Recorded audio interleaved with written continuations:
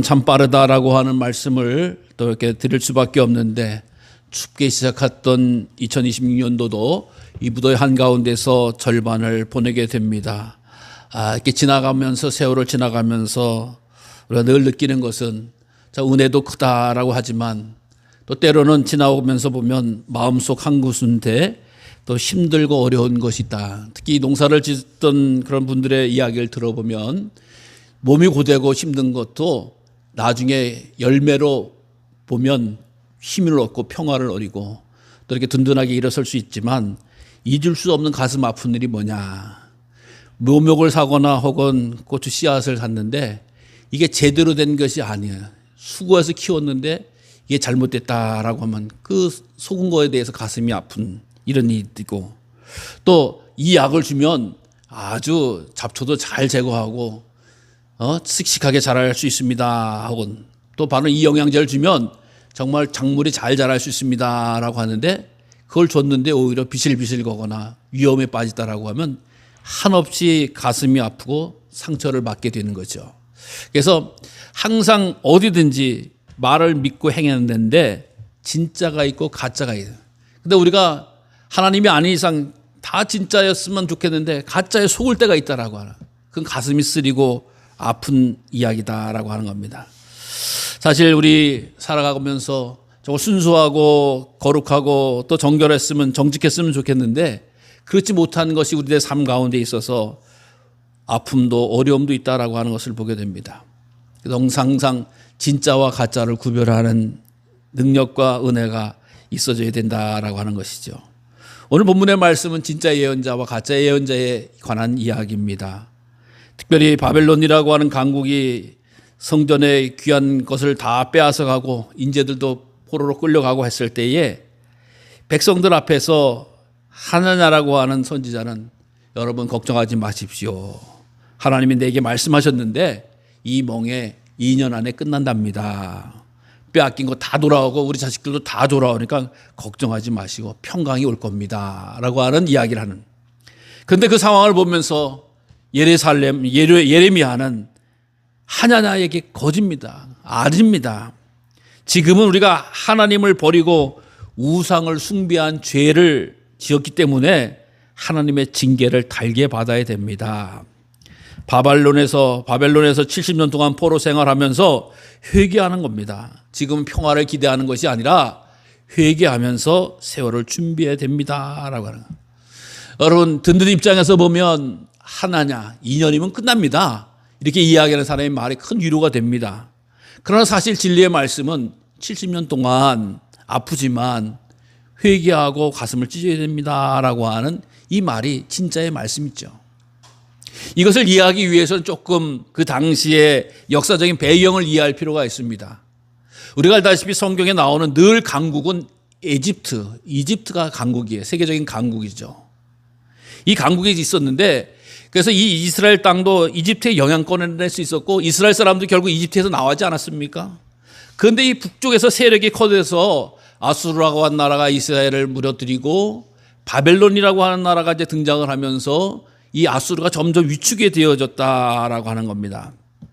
그래서 결국에는 아수르라고 한 바벨론이라고 한 나라와 이집트라고 한 나라가 이스라엘 땅에서 전쟁을 하게 되는 거예요. 여러분, 청일 전쟁이 우리나라에서 일어난 거예요. 일본하고 중국이 왜 우리나라 땅에서 전쟁을 해야 돼요? 우리나라 힘이 없으니까. 성경도 똑같은 상황인 거예요. 이스라엘 땅에서 이집트하고 바벨론하고 전쟁을 하게 돼요. 갈그미스 전쟁이라고 하는 게 일어나요. 여기서 이집트가 지게 됩니다. 그러니까 어떻게 되죠? 바벨론이 이스라엘 땅을 다스리는데 아주 수월해졌다라고 하는 거예요. 자, 그런데 이 큰 나라들이 와서 전쟁을 하겠다 뭐 하겠다 하는데, 정작 이스라엘은 어떠한 태도를 취하느냐.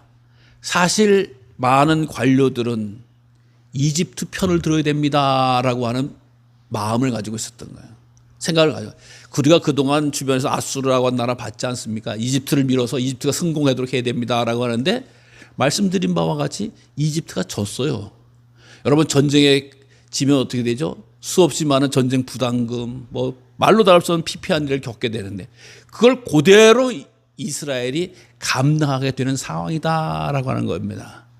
더군다나 시드기야라고 하는 왕은 바벨론 왕에 의해서 이집트 왕으로 세워졌는데, 이스라엘 왕으로 세워졌는데, 이 바벨론의 왕이 세운 왕이 이 바벨론 편을 든 게 아니라 이집트 편을 들었으니까 예루살렘에는 혹독한 정말 겨울이 오고 있었다라고 하는 겁니다. 그때에 사람들은 포로로 끌려가 예루살렘 폭파돼 성전에서 그 아름다운 온갖 기물은 다 뺏기는 이런 일이 생겼어요. 근데 이 당시에 희망을 이야기하는 거예요. 하나냐가 거짓 선지자죠. 바벨론 걱정하지 마세요. 곧 망해요. 2년 후딱 갑니다. 라고 하네요. 우리 자녀들 돌아올 것입니다. 바벨론이 우리 성전에서 훔쳐간 것들, 금은 보화들, 그릇들 다 다시 찾아와서 우리 예루살렘에서 예배 회복될 겁니다. 라고 하네요. 여러분, 듣기만 해도 좋은 얘기예요, 사실은. 근데 사람들이 그것에 매우 매력을 가지고 있었던 겁니다. 근데요, 예레미야는 뭐라고 이야기합니까? 아닙니다. 저 사람 거짓말 하는 겁니다. 회개하십시오. 하나님의 징계를 받아들여야 됩니다. 라고 이야기를 하는 거야. 그러니까 똑같이 하나님의 말씀이라고 하면서 전혀 반대. 어떤 사람은 2년 내에 돌아올 것이다. 어떤 사람은 아니다. 70년을 갈 것이다. 라고 이야기하고 있죠. 돌아올 것이다. 아니다. 회개해야 된다. 라고 하는 이런 이야기를 하고 있다라고 하는 겁니다. 사실 그 전에 보면 예레미야는 하나님께서 이 상황을 놓고 너는 목에 멍에를 메고 지내라 라고 27장에서 말씀하시는 거예요. 멍에라고 하는 것이 짐승에게 메우는 거 아니겠어요? 소에게 메우는 거 아니겠어요? 나무로 멍에를 메워요. 여러분, 그 꼴이 얼마나 우습겠습니까? 소의 멍에를 사람이 메고 다닌다. 근데 예레미야는 하나님이 하라고 하는 것처럼 나무 멍에를 메고 다녔어요. 뭐예요? 내 모습을 보고 회개했으면 좋겠다. 하나님의 뜻을 지켰으면 돌이켰으면 좋겠다라고 하는 그런 마음을. 여러분, 요즘 말로 이야기하면 우리 목에다가 금목걸이, 은목걸이, 진주목걸이가 아니라 개목걸이 차고 다니라라고 하는 얘기를 듣고 그 목걸이를 차고 다니는 거예요. 그러니까 사람들은 손가락질하고 저 뭔 의미지라고 이야기하는 거예요. 그러다 보니까 하나냐가 저거 꼴사납게 말이야 예언자가 멍에 메고 있다라고 하면서 그 나무 멍에를 냈다 꺾어버리면서 쓸데없는 짓 하지 말라고 이야기하는 거예요. 그때 오히려 하나님이 나셔서 너 나무 멍에 꺾었냐? 이제는 쇠 멍에 맬 거다. 정말 혹독한 멍에를 맬 것이다 라고 하는 그런 내용이 나오는 거예요. 이 죄라고 하는 멍에를 그렇게 표현해 주고 있었다라고 하는 겁니다. 그러면서 오늘 본문 다음에는 예레미야는 편지를 씁니다. 즉 바벨론의 포로들에게 편지를 쓰면서 여러분 고향 그리워하면서 살아가지 말고 여러분들은 이제 바벨론 포로 갔으면 거기서 집을 지으세요. 또 밭을 바꾸세요. 그리고 그 바벨론의 평화를 구하면서 사세요. 이게 뭐예요? 이제 너희들은 여기 돌아갈 가능성 없으니까 거기서 잘 먹고 잘 살아라 라고 하는 그 권면의 말씀을 해준 거예요. 이게 하나님의 뜻입니다 라고 하는 것을 보내게 되는 거예요. 여러분, 이런 소식을 듣고 전하게 되니까 어떤 일이 벌어지게 됩니까? 정말 하나나는 영웅이 되고 바벨론은 역적이 되는 거예요. 그렇지 않습니까? 듣기 좋은 말만 하는 하나냐, 그러나 가슴에 돋친 이야기를 하는 바벨론이 예레미야, 이것이 과연 누구의 말을 더 좋아하겠습니까? 여러분, 그러나 이 하나님의 평화는 진실 위에 세워주신다라고 하는 사실을 말씀해주고 있다라고 하는 겁니다. 사람들은 기뻐하고 환호했을지라도 예레미야도 그것에 대해서는 아멘을 하긴 했어요. 나도 그렇게 됐으면 좋겠다. 정작 안 났으면 좋겠다. 안 끌어갔으면 좋겠다라고 이야기를 하는 거예요. 근데 하나님의 평화의 소식은 사람을 기쁘시게 하는 소식이었다라고 하는 거예요. 백성들이 가장 듣고 싶어하는 말, 곧 좋아집니다. 잘 될 것입니다. 라고 이야기를 하는 거예요. 여러분, 그러나 그것은 하나님의 말씀이 아니었다라고 하는 거예요. 세상에 주는 거짓과 평화는 항상 위선을 등장을 하고 위선을 가지고 이야기합니다. 죄를 말하지 않고 회개를 말하지 않습니다. 십자가를 맞지 않고 무엇보다 오직 위로부터 하는 것을 보게 됩니다. 사랑하는 성도 여러분, 이 사람들이 상처를 가볍게 하면서 평강하지만 거기엔 진짜 평화가 없다라고 말씀해주고 있다라고 하는 거예요. 이 사실은 무엇입니까? 하나님의 뜻을 온전히 구별하지 못하는 것이다. 우리가 설교를 하도요, 목사님들끼리 하는 얘기가 있어요. 성도들은 자기가 듣고 싶은 말만 듣는다라고 하는 이야기를 해요. 목사님이 무슨 말씀을 하시는지 그 말씀을 쫙 듣는 것이 아니라 듣고 싶은 말. 그래서 제일 위험한 게 예화하는 거예요. 예화. 예화는 다른 건 다 잊어버려도 목사님의 예화만 기억해서 돌아가는 경우도 많이 있고요. 또 어떤 분은 재미만 목사님 설교 들으니까 너무 재밌어. 물론 은혜로워. 재미가 뭔지 은혜가 뭔지 서로 헷갈려. 재밌으면 은혜는 거야. 시컷 웃다 가면 재밌다라고 이야기를 하는 거예요. 여러분, 그러나 여기 우리가 속지 말아야 될 건 거짓 평안. 재미가 있으려면 십자가를 통과하고 나서 재미가 있어야 되는 거야. 즐거움이 있어야 돼요. 기쁨이 있어야 된다고 하는 거야. 그냥 먼저부터 재미있고 웃기고 재밌으면 이거 다 알 것 같은데 돌아가면 아무런 말씀도 힘도 은혜도 안 되는 것을 보게 됩니다. 이 정말로 거짓 평화는 맨 처음엔 달콤하지만 뒤에는 파괴였다라고 하는 거. 오히려 방심하게 만들고 잘못되게 만들었다라고 하는 거. 하나님의 말씀은 진리의 말씀이고 생명을 살리는 말씀이다.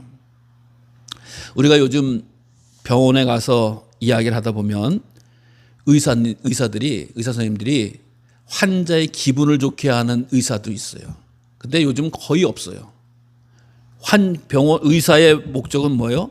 환자의 기분을 좋게 만드는 사람이 아니라 병을 고치는 분이세요. 그래서 옛날에는 좋은 얘기 많이 해주는 의사가 정작 그 말만 하면 뭐합니까? 고치지 못하면 소용이 없는 걸. 요즘 같은 경우는 좀 가혹하다라고 할 정도로 이렇게 환자에게 대하는 경우를 보시게 될 거예요. 이거 이렇게 되면 오래 못 삽니다. 이렇게 생활하시면 감당할 수 없습니다. 이렇게 이야기들을 하잖아요. 여러분, 좋은 의사라고 하는 분은 당장의 미움을 받을 수 있지만 진실을 말하게끔 되어져 있습니다. 요즘 같은 경우는 아주 그것을 헌장이라든가 법이라든가 어떤 것으로 이야기하는데 그렇게 이야기를 하는 이유가 있어요.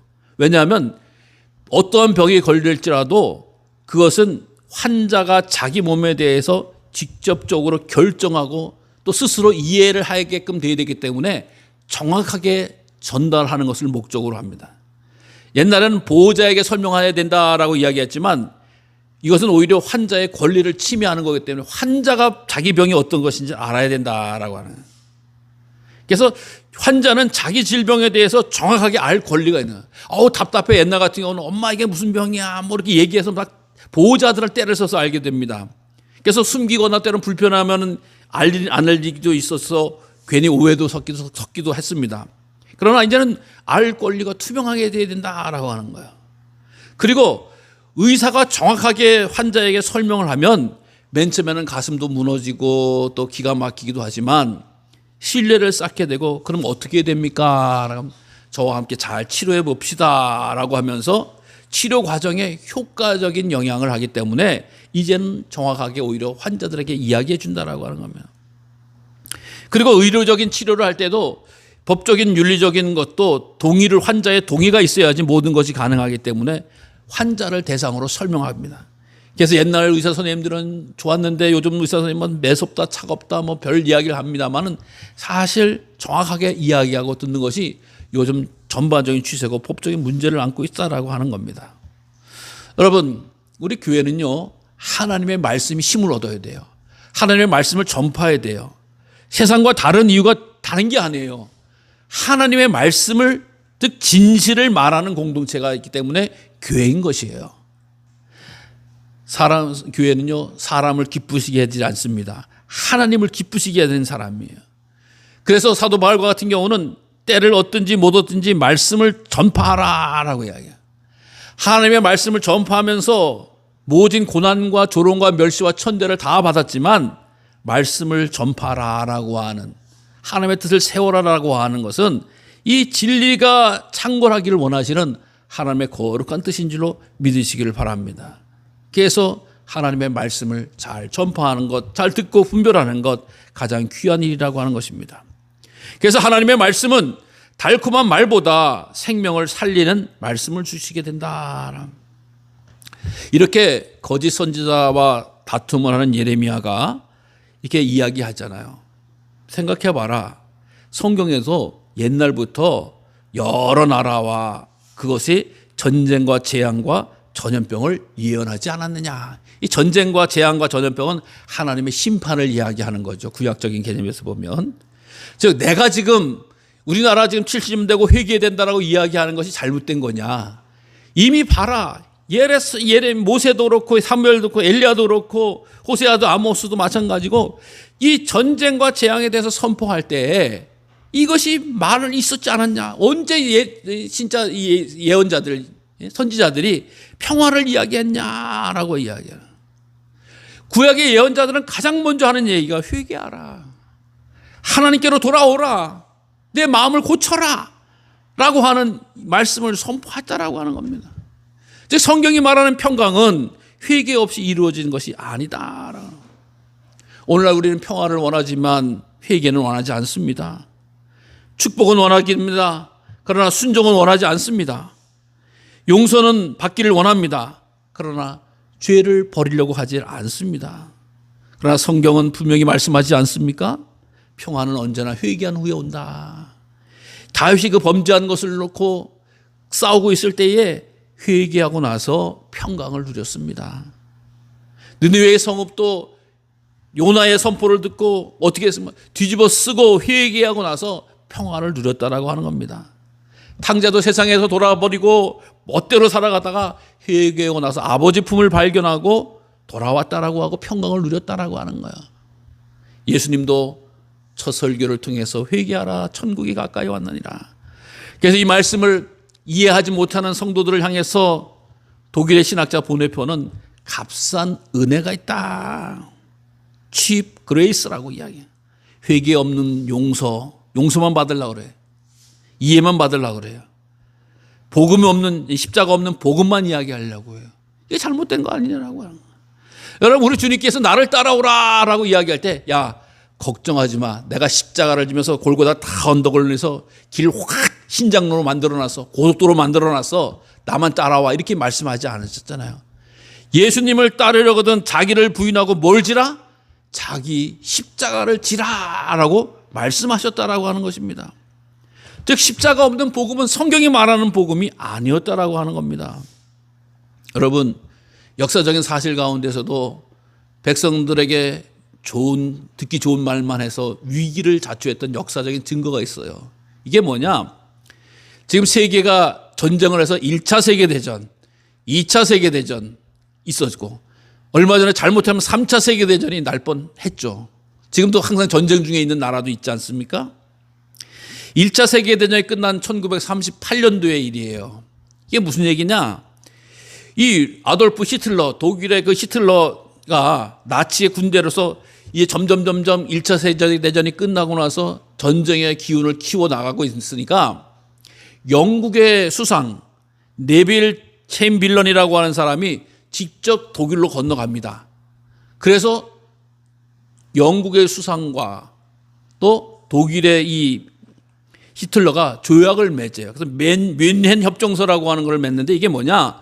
독일은 우리 땅만 다시 회복하면 전쟁은 안 할 거다라고 하는 거야. 그래서 조기를 한 장 서약서를 가지고 옵니다. 그러니까 영국 공항에 도착하면서 여보세요, 이거 보세요. 이게 독일이 다른 나라 침략하지 않는다는 협정서입니다. 여러분, 그러니까 얼마나, 야, 우리 수상이 독일 가서 적진에 들어가서 평화를 만들었다. 정말 우리 수상은 대단하다. 이제 평화의 시대다. 공포 끝나겠다. 막 환호성을 지르면서 평화를 만든 사람으로 총리를 만들어 가는 것을 보게 됩니다. 그런데요, 이때 초를 치는 사람이 한 사람 생겼어요. 누구냐? 여러분, 국민 여러분, 속지 마십시오. 저 종이자갈이 가짜입니다. 라고 해요. 가짜입니다. 그러니까 여러분, 누구 얘기를 듣겠어요? 언론에서는 지금 우리 수상이 가서 평화의 조약을 협정을 만들고 좋아서 난리를 치는데 한 사람이 나타나 저거 가짜입니다. 평화 속지 마십시오. 라고 이야기합니다. 여러분, 그 결과 어떻게 됐습니까? 결국 이 평화의 종이를 믿고 준비를 안 했던 세계는요, 히틀러에 의해서 제2세계대전을 맞이하게 되는 겁니다. 결국 평화를 믿고 이 종이협정을 믿었던 사람들은요, 결국 독일이 전쟁을 안전하게 준비할 수 있는 기회를 줬다라고 하는 거야. 그러나 반면 첫 독일을 향해서 이거 거짓 정부다, 잘못 썼다라고 이야기한 사람은 훗날에 독일 총리가 된 윈스턴 처칠 수상이라고 하는 겁니다. 여러분, 정말로 많은 사람들이 귀한 것을 가지고 듣고 싶어하는 얘기를 가지고 이야기하다가 그걸 믿고 따라갔다가 정작 숨어있는 전쟁이 일어나는 아픔을 겪게 되어졌다라고 하는 겁니다. 사랑하는 성도 여러분, 사단 마귀는요, 신앙생활을 하는 성도들에게 이야기합니다. 대충 다녀도 잘 돼. 걱정하지 마. 이제 나는 안 해도 돼. 다른 사람이 해야 돼. 젊은 사람이 해야 돼. 돈 많은 사람이 해야 돼. 시간 많은 사람이 해야 돼. 라고 하면서 자기 자신을 뒷짐지게 지는 것을 만나요. 아닙니다.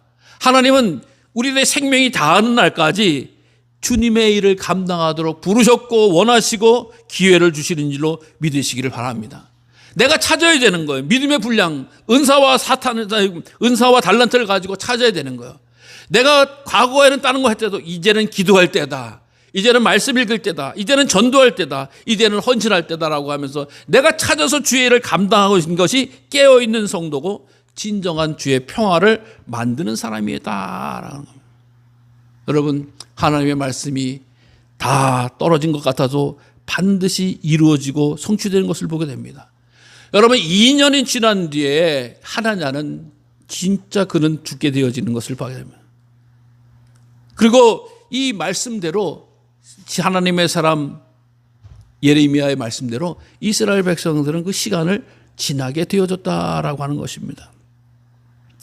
이제 우리는 6개월을 보냈습니다. 2026년도 6개월을 원치든 원하든 안 간에 보내고 이제 후반기를 맞게 됩니다. 사랑하는 성도 여러분, 진정한 우리들의 평화를 이루는 길은 무엇일까요? 다른 것이 아니라 내 영혼 속에 심겨진 죄의 잡초를 끊임없이 뽑아내는 성도가 되어야 될 줄로 믿으시기 바랍니다. 저도 벌써 예초기를 몇 번이나 돌렸는지 몰라요. 한번 메고 나가서 돌리고. 왜? 잡초가 그렇게 빨리 자라더라고요. 여러분, 불과 한 달 사이에도 몇 번씩 돌려야 되는 거 아니에요? 잡초가 자랄 때는. 생각해 보세요. 우리가 1년을 6개월을 보냈는데 나의 영혼 속에 내가 진정코 주님 앞에 있을 때에 죄의 잡초가 안 났다고 누가 장담할 수 있어요? 여러분, 통렬히 회개하신 적 있으십니까? 여러분, 정말 가슴 아프게 나의 그 쓴뿌리를 뽑아내신 적 있으십니까? 여러분, 평안하다고 마음이 좋다고 기분이 좋다고 잘된 것이 아닙니다. 내가 때로는 이웃을 향해, 자녀를 향해, 형제 자매를 향해서 쓴뿌리로 내뱉은 말도 있을 수가 있고, 또 다른 사람의 당했었던 내 상처가 받은 상처로 인해서 내 마음속에 긁힌 것도 있고 잘못된 것도 있다라고 하는 거예요. 그래서 내 영혼을 돌아보면서 내 영혼의 죄의 잡초가 자랐다라고 하는 것을 꼭 기억하시기 바라고 그것을 뽑아낼 수 있는 성도님들 되시기 바랍니다.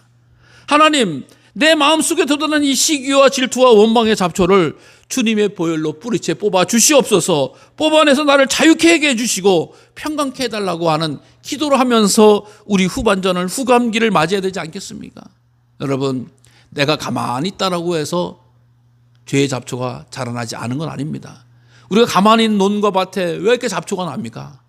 사단이 뿌리기 때문이에요. 우리가 이 험한 세상 살아가다 보면 사단이 뿌리는 내 삶의 상처와 잡초를 기억하시고 뽑아낼 줄 아는 성도님들 되시기를 바랍니다. 또 뿐만 아니라 삶의 여러 가지 환난 가운데서도 감사의 조건을 차지하면서 나아갈 수 있는 성도님들 되시기 바랍니다. 아유, 올해 전반기 너무 힘들었어. 너무 아팠어. 너무 괴로웠어. 너무 골치 아팠어. 왜 이렇게 하필 생겨가지고 이렇게 나를 괴롭게 하는지 몰라 라고 하시는 분도 혹시 있을지 모르겠습니다. 그러나 우리 성도님들은 그 고난의 터널 가운데서도 신실하게 나를 붙잡아 주시고 도와줬던 하나님 앞에 감사의 제목을 찾을 수 있는 성도님들 되시기 바랍니다. 그것이 바로 영적인 능력인 거예요. 올해는 아무것도 없어요. 그렇게 얘기하지 마시고, 하나님, 그 자리 가운데서도, 그 혼란 가운데서도, 그 고통 가운데서도 내게 감사의 조건을 주시니 감사합니다 라고 하면서 찾아내시고, 한 주간 묵상하면서 좀 감사로 내 심령을 채우시기를 바랍니다.